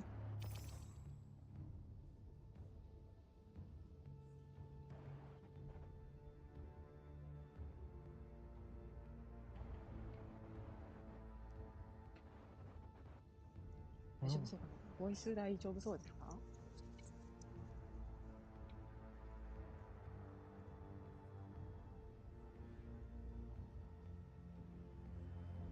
スパスゴー。い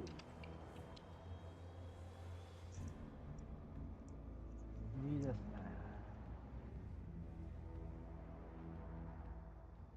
よいしょ。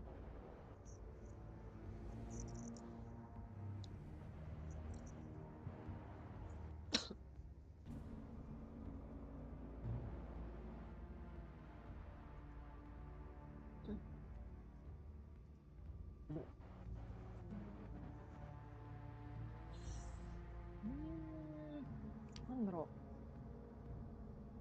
へえ。う。すごいですね。じゃねえよ。何これ。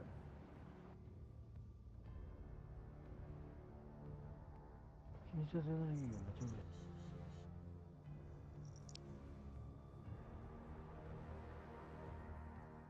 はい、来た。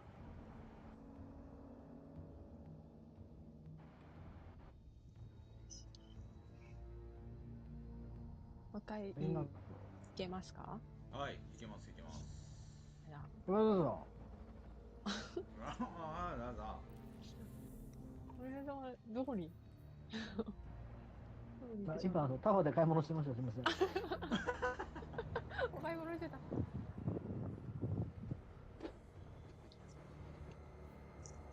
ょっと落ちないことを祈っていきます。待ってないんだけど。ちょっとリーダー渡しますね。これクエストの関係で。面白い。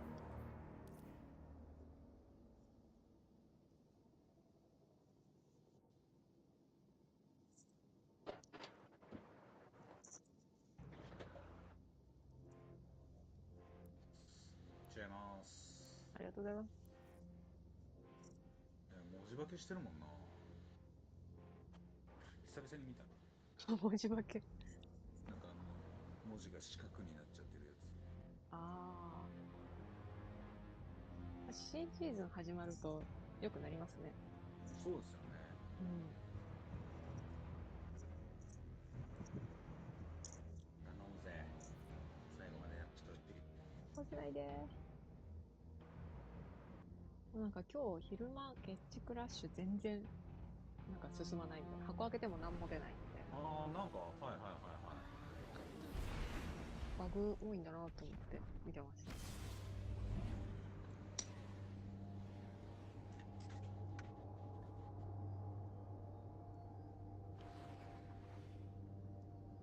なんか挑戦とかの進行は進んでるんですけど、評価とかは1ミリも上がってないですね。の中ではテストのちょっと爆上がりですよ。ありがとうございます。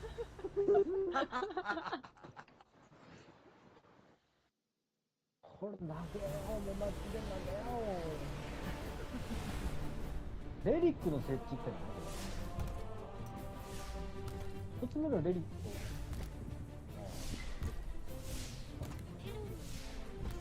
クをはい。右側に設置するところがあります。マジですか？いや別に知らなかった。そうですそうですそうです。行ってみよう。乗り込まれている。ガーディアン、同看板を相当しろ。そう、撃破して。国をやるの。どこに行くの？俺も続けて。ヒリオの向こう。あー、やっちゃった。やっちゃったもう。やめてもらっていいですか？心に。あー、そっか。これはインターネットさんやっちゃったな。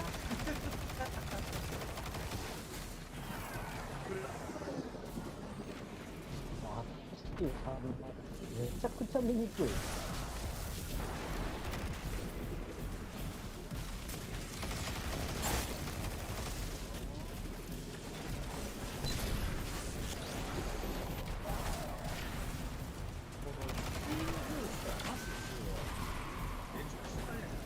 これ何が条件でつくんですか？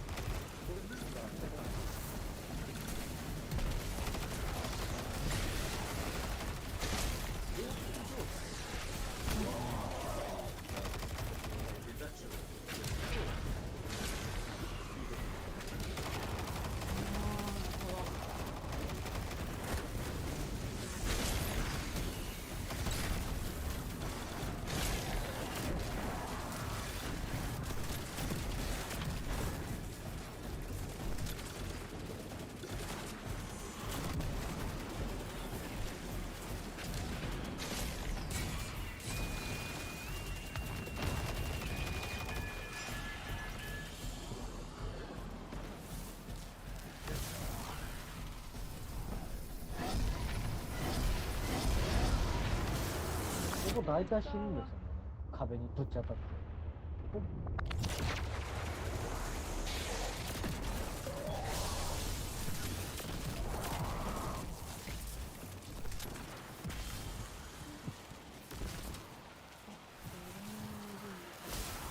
攻撃者の船に乗り込んだよね。これで交渉に応じるかも。交渉だ。ハウス・オブ・ジャッジメントがなぜ消滅したのか忘れたか。あなたも交渉スキルを重視してたら今頃は逃亡者になってなかったかもね。だけどもエー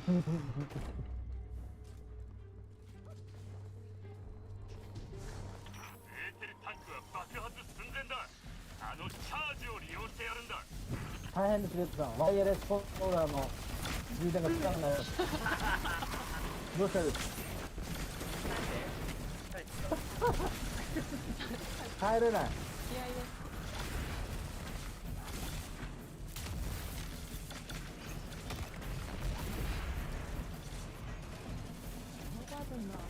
この黄色いパウダーめちゃくちゃ高いですね。レジェンダリーパウダー。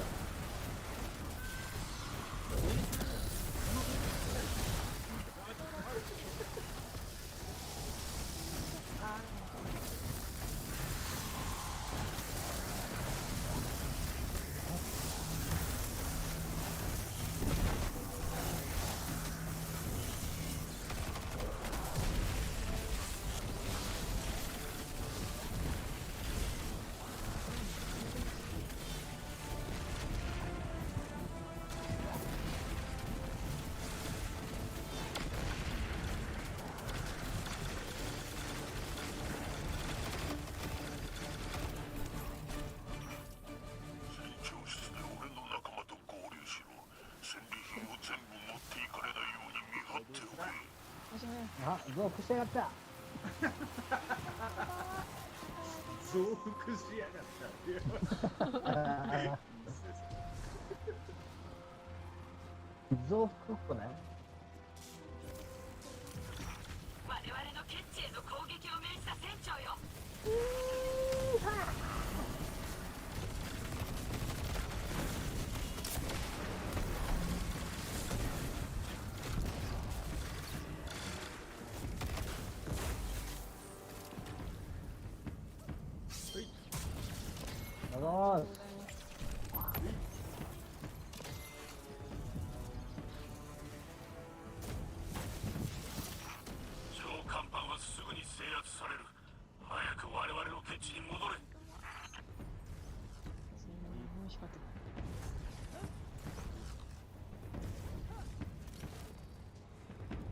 レスさんもうスパチャ終わってしまいました。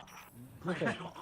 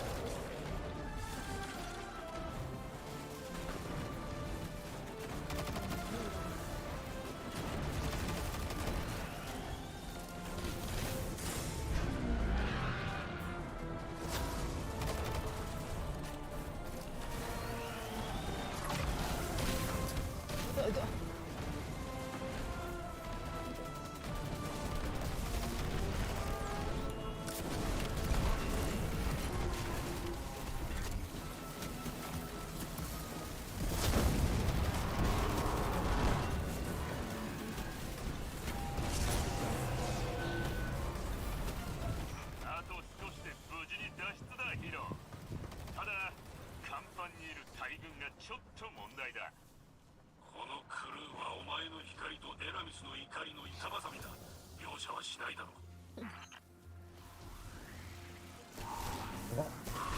スピードブースター早い。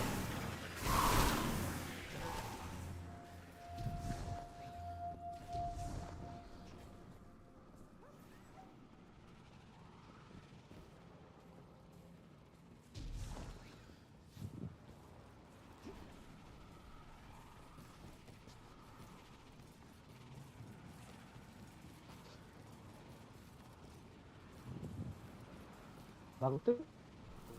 あれ始まらない。あれキロさんが壁の向こうに。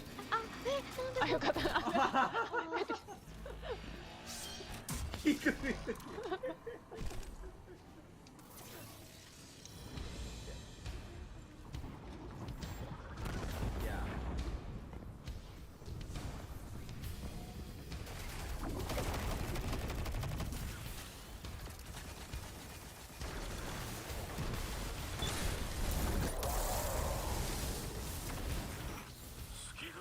再びその勇気を証明する。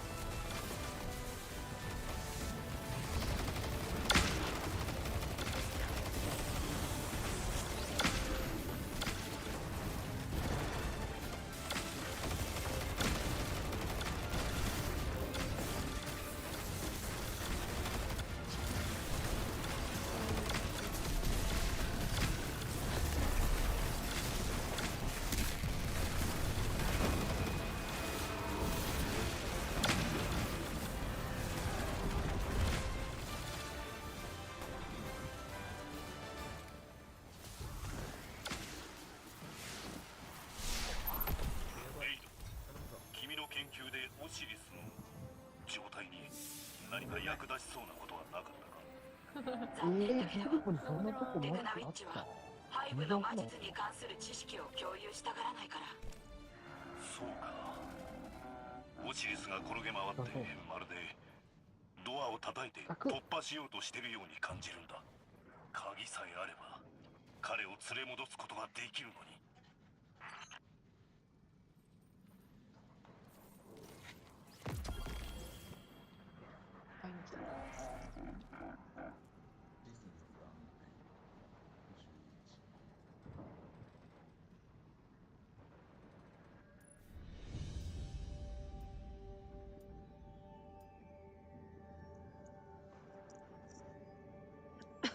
ナイス。ナイスでした。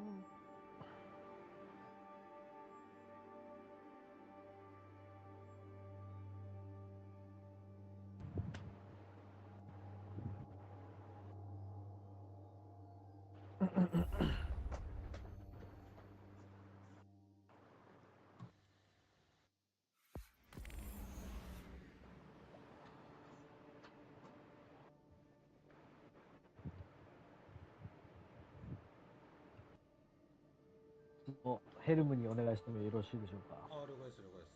ちょっと待ってください。やばいな、これ。あれだな。かますな、これ。あ、ダメ。やめてくれ。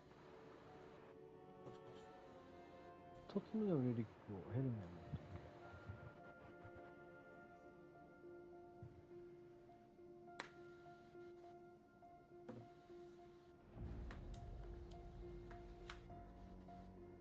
何これ。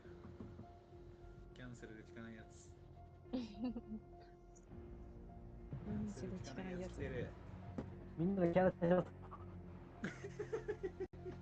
聞かないんです。なんかやっぱ重たいかもしれないですね。すんごい重いですね。あれが落ちた。絶対お姫さん、すごい意図的に言って違う、ディスプリットサーバーに接続中ってやつ。マジですか？重たいですね。重たいですよね、だいぶ。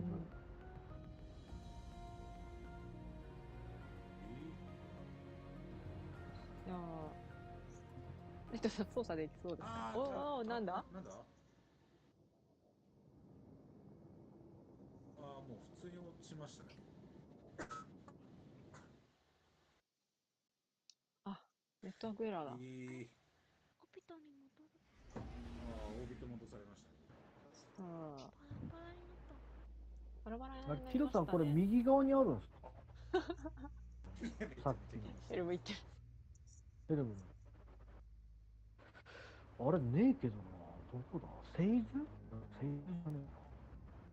じゃあちょっと、私はタワーに。待って、お姉さんがヘルムにいるのか。ヘルム。あれどこだ？のところに行きまーす。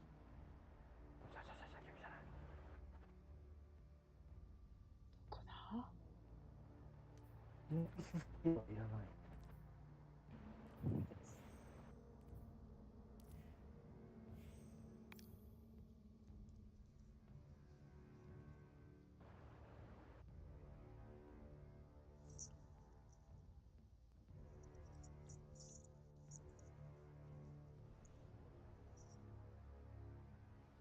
いや、タワーか。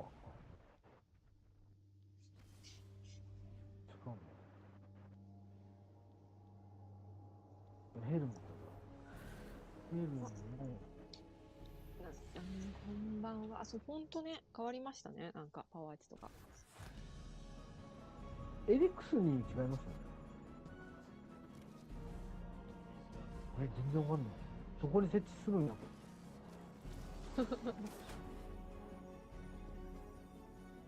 レッツさん、これどこに設置するのこれ。レリックの設置。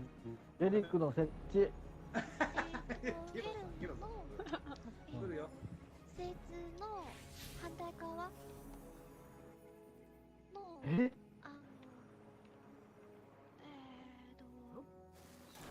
キロさん。お願いします。よいしなんかクエスト的なものやってねえのかも。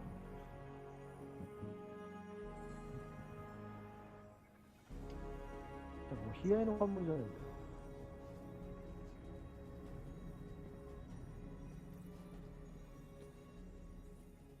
うまかねよ。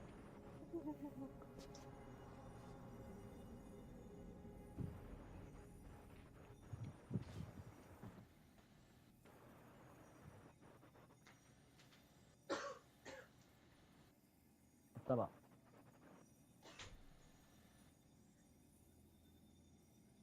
画面連用分変わったのかな？全然気づかなかった。あ、これ忘れてた。これ、ここ。ここなんもないっすよ、俺。なんもない。なんもないっすよ。もしかして、シーズンの挑戦の、はい。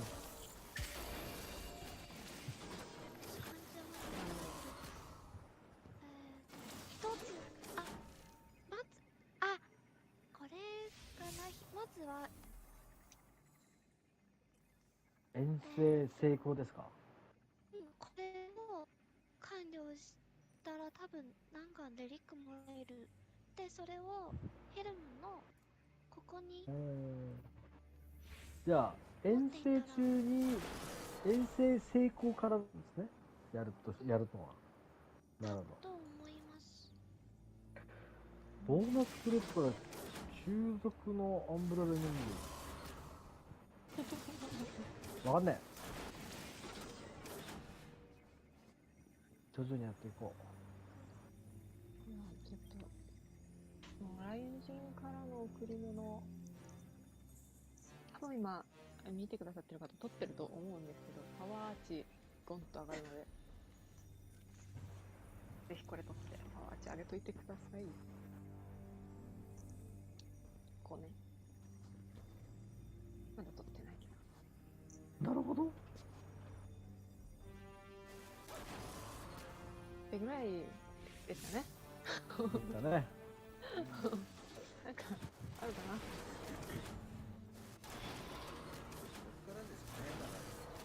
いや、まだね、始まって1日ですよ。ちょっと重かったし、今日。から快適になっていくと思います。アグの 3.0 も、なんか、こんな感じになってますんで。何が強いかわかんないけどまだ。そうね。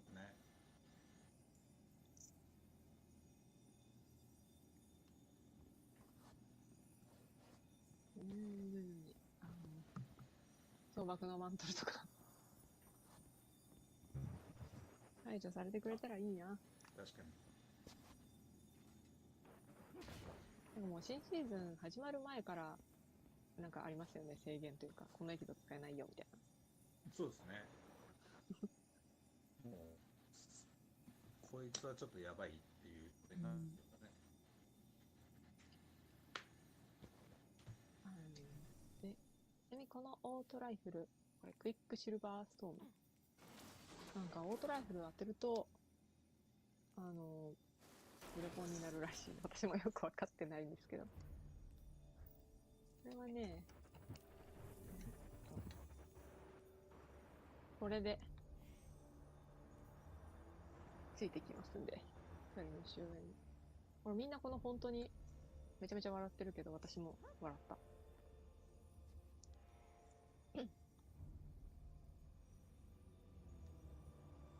の辺は、どこいね。ちょっと気になる方はぜひ先行予約もしておいてください。ご予約はした方がいい。そう、すぐオートライフルもらえますからね。コレクター版はもう売り切れてますから、今日の夕方ぐらい。全国で再販があるかと思って、そのよう狙うので。ね。って感じで、じゃあ、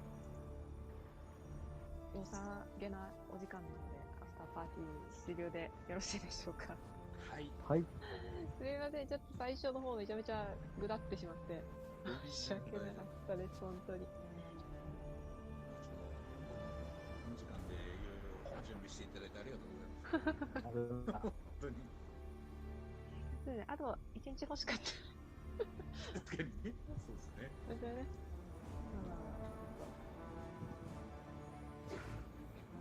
しょうがないんで。ありがとうございました。じゃあ、皆さんご覧いただいてありがとうございます。ありがとうございます。はい。またよろしくお願いします。じゃあ、終わりにします。ご視聴ありがとうございました。ありがとうございました。